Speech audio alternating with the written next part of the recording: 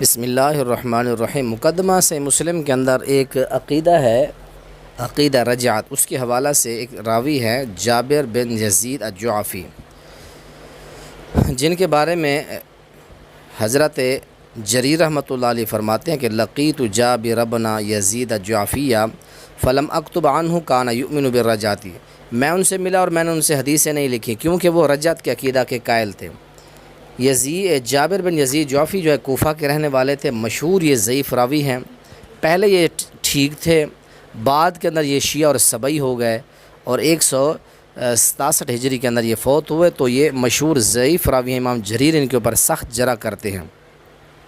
عقیدہ رجعت یہ ہے، اہل تشیع اور روافض یہ کہتے ہیں کہ حضرت علی المرتضیٰ رضی اللہ تعالیٰ عنہ بادلوں کے اندر بیٹھے ہیں، جب ان کی اولاد سے آخری امام مہدی جب آئیں گے تو وہ فرمائیں گے میرے پیروکاروں، میرے اس اولاد سے آنے والا جو ہے اس کے ساتھ مل کے تم جہاد کرو۔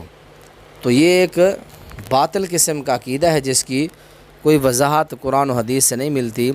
تو یہ عقیدہ رجعت جو ہے یہ قرآن و حدیث کے خلاف ایک گھڑا ہوا عقیدہ ہے۔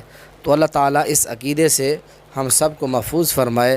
حضرت علی المرتضیٰ اللہ کے پاس ہیں اور اللہ کے ہاں ان کے لیے بہترین اور عظیم مقام ہے۔ نبی کے صحابہ جنتی ہیں رضی اللہ عنہم ورضوا عنہ۔ ہم ببانگ دوہل اور واضح کہہ سکتے ہیں کہ حضرت علی المرتضیٰ اللہ کے پاس جنت کے اندر وہ اپنے بہترین ٹھکانے اور مقام میں ہیں۔ اللہ تعالیٰ اس برے عقیدے سے امت مسلمہ کو محفوظ فرمائے۔ السلام علیکم ورحمۃ اللہ۔